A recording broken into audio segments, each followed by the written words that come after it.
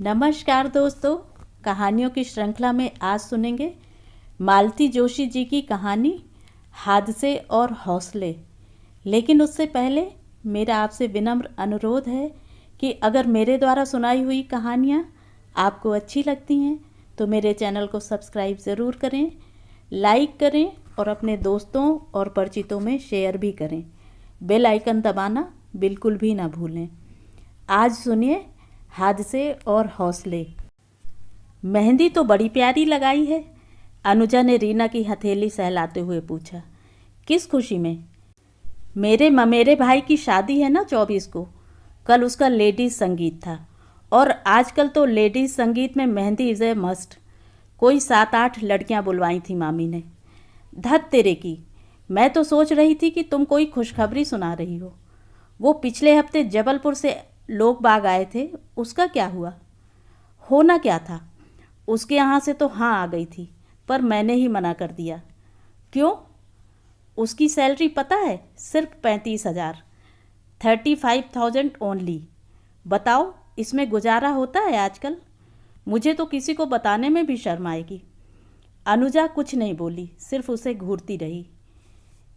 अब तुम मेरे घर वालों की तरह शुरू मत हो जाना। हमारी दादी जी बोली, तेरे दादाजी तो 350 पर रिटायर हुए थे। माता श्री बोली, मेरी शादी हुई तब तेरे पापा की तनख्वाह सिर्फ 1,500 थी। अरे किस जमाने की बात कर रही हो भाई? आज तुम अपनी काम वाली बाई को 1,500 दे रही हो। तुमने वह दिल्ली वाला प्रपोजल नाहक रिजेक्ट कर दिया। लड़के की सैलरी भी अच्छी थी और पिता का बिजनेस भी था शायद। तुम्हें बताया तो था, 3 अनब्याही बहनें थीं।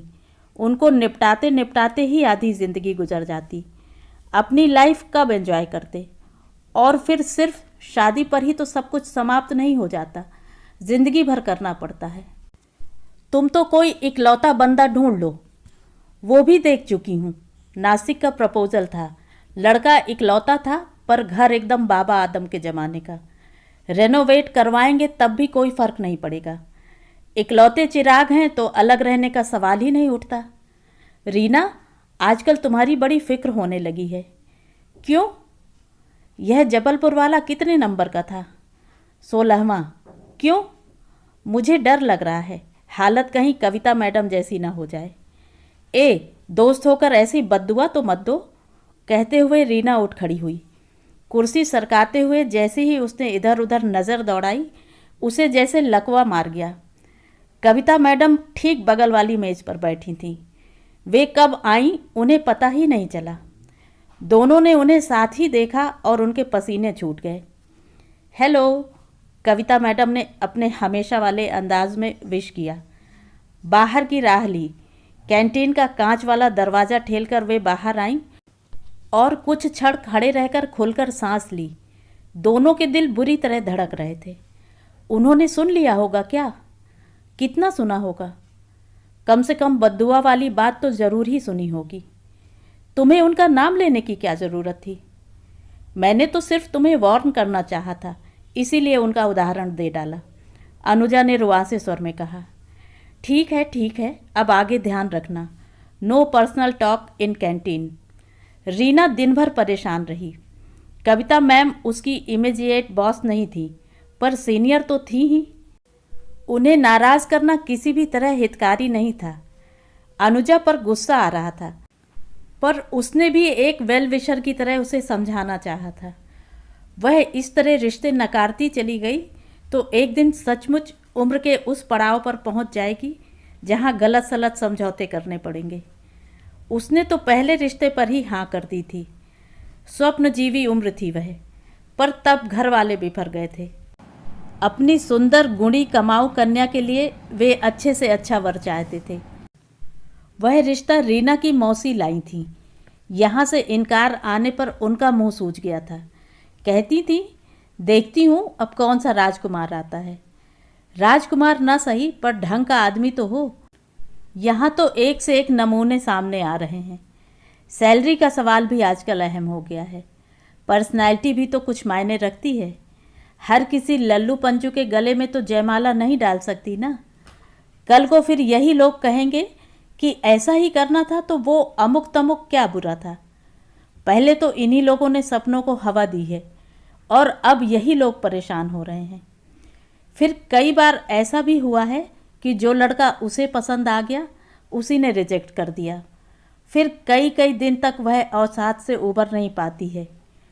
पंडित, पुरोहित, मित्र, परिजन, मैरिज ब्यूरोज सब जुटे हुए हैं, पर बात बन ही नहीं रही है तो वह क्या करे।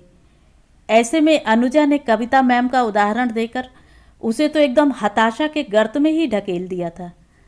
कविता मैम की शादी बहुत बड़ी उम्र में हुई है, वह भी एक रिटायर्ड फौजी से जिसकी एक टांग नकली है। अगले कई दिनों तक वह कविता मैम के सामने पढ़ने से कतराती रही, पर एक दिन उनके सामने जाना ही पड़ा। अकेली नहीं थी वह, सेक्शन के सारे लोग उसके साथ थे। उस दिन सबको अपनी मेज़ पर एक खूबसूरत कार्ड मिला था। कविता मैम की शादी की 5वीं वर्षगांठ का निमंत्रण था। बधाई देना तो ज़रूरी था। सब लोग दल बांधकर उनके केबिन में पहुंचे थे। वे हंसकर बोली, शादी की सालगिरह तो बहाना है, दरअसल घर को रेनोवेट किया है, उसी की पार्टी है। मैम, इससे तो अच्छा था आप नया घर ले लेती। पुराने वाले को रेनोवेट करवाने में मेहनत भी ज़्यादा लगती है और पैसा भी। फिर भी पुराना लुक तो जाता ही नहीं है, अलका ने कहा। मेरी भी यही इच्छा थी, पर क्या करूं? मैं घर को छोड़ना चाहती हूं, पर वह मुझे नहीं छोड़ता। मतलब? वे हंस दी, अपनी स्वच्छ निर्मल हंसी। बोली, शादी के बाद मैं अपने फ्लैट में रहने चली गई थी। मुश्किल से 2 साल रह पाई थी कि माँ गुजर गईं। पापा के लिए घर लौटना ही पड़ा। फिर पापा चले गए। अमेरिका वासी दोनों भाई उस मौके पर आए थे। बोले, हमें तो अब वापस लौटना नहीं है, यह घर आज से तुम्हारा हुआ, चाहे बेचो चाहे रख लो, तुम्हारी मर्जी।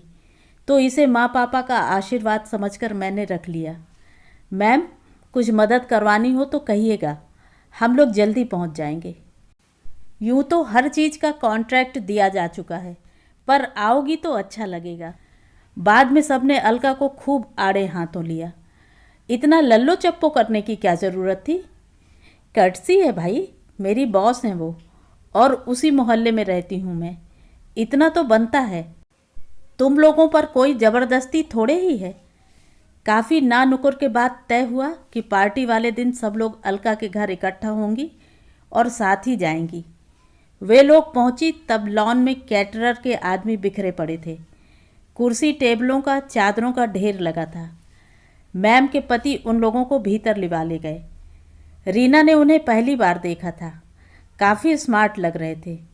देखकर पता ही नहीं लगता था कि उनकी एक टांग नकली है।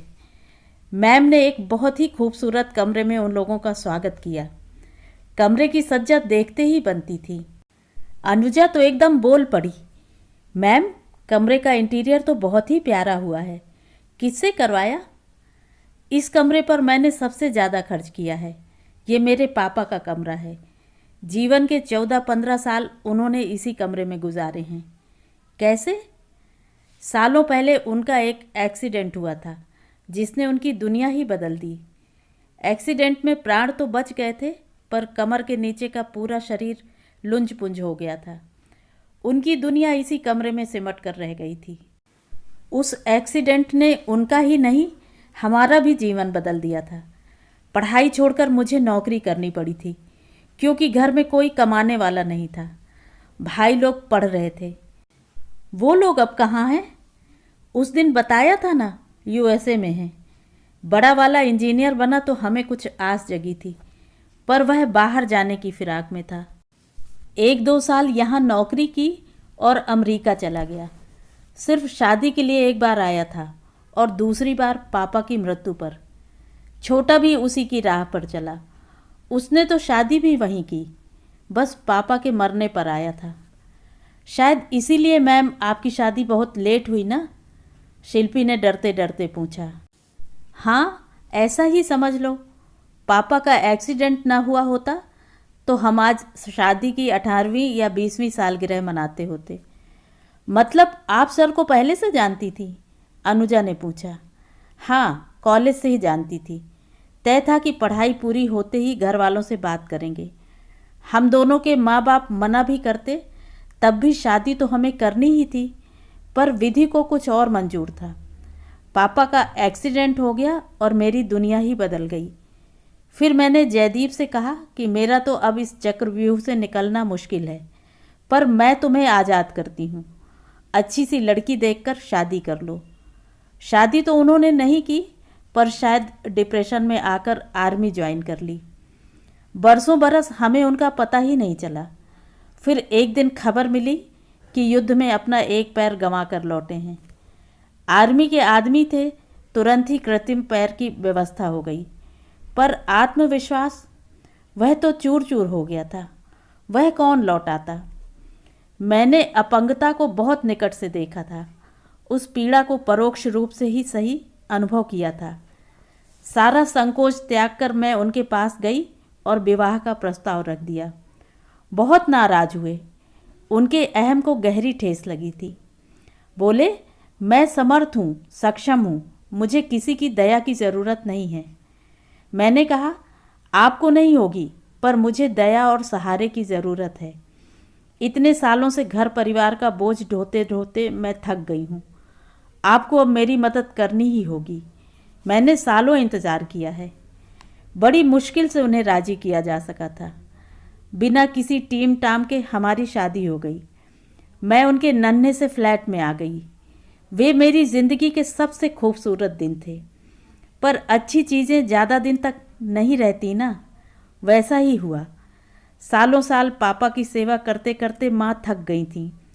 बेटों के विदेश में बस जाने से माँ टूट भी गई थी। वे भीतर ही भीतर कितना खींच गई थी, इसका पता तब चला जब वे एक दिन सोई तो उठी ही नहीं। बेमन से ही सही घर लौटना पड़ा। पापा को फ्लैट में ले जाना नामुमकिन था। जयदीप बड़ी मुश्किल से यहाँ रहने को तैयार हुए, पर पापा की उन्होंने जो सेवा की है उसका वर्णन नहीं किया जा सकता। उनके बेटों ने भी ऐसी सेवा नहीं की होगी। बेटे तो खैर पहले ही भाग खड़े हुए थे, पापा के मरने के बाद ही लौटे आखिरी बार। मैम, कभी बच्चों के बारे में नहीं सोचा? शिल्पी ने डरते डरते एक सवाल उछाल दिया। समय ही कहाँ था, और अब तो उम्र भी नहीं है। खेलने खाने की उम्र से जिम्मेदारियों का पहाड़ ढोते ढोते थक गई हूँ। अब जाकर खुलकर सांस लेने का मौका मिला है। अब किसी नई जिम्मेदारी की कल्पना से भी रूह कांपती है। अब तो जो भी समय मिलेगा हम एक दूसरे को देना चाहेंगे। बहुत देर में ही सही, एक दूसरे का साथ मिला है, उसे एंजॉय करना चाहेंगे। ओह, व्हाट ए लव स्टोरी, लड़कियों ने कोरस में कहा। यह स्टोरी नहीं है बच्चों, जिंदगी की हकीकत है। शादी सिर्फ पे स्लिप का मिलान या डिग्रियों की जुगलबंदी नहीं होती। यह एक एग्रीमेंट है, एडजस्टमेंट है, और एक दूसरे के प्रति कमिटमेंट है, और पनिशमेंट भी। सबने चौंक कर देखा। 3 पीस सूट में सजे जयदीप खड़े मुस्कुरा रहे थे। उनका खिला खिला चेहरा उनकी अपनी बात को झुठला रहा था। अरे वाह, दूल्हे मियाँ तो तैयार भी हो गए। हाँ, और अब आप भी अपने लेक्चर को फुल स्टॉप देकर अपना होलिया सुधार लें। 7 बजने को हैं। बाप रे, बोलती है तो बोलती ही चली जाती है। Poor girls, they must be bored to death. No sir, it was a pleasure, सब ने एक साथ कहा, और वह एकदम सच था। तो ये थी कहानी। कहानी आपको कैसी लगी कमेंट करके ज़रूर बताएं।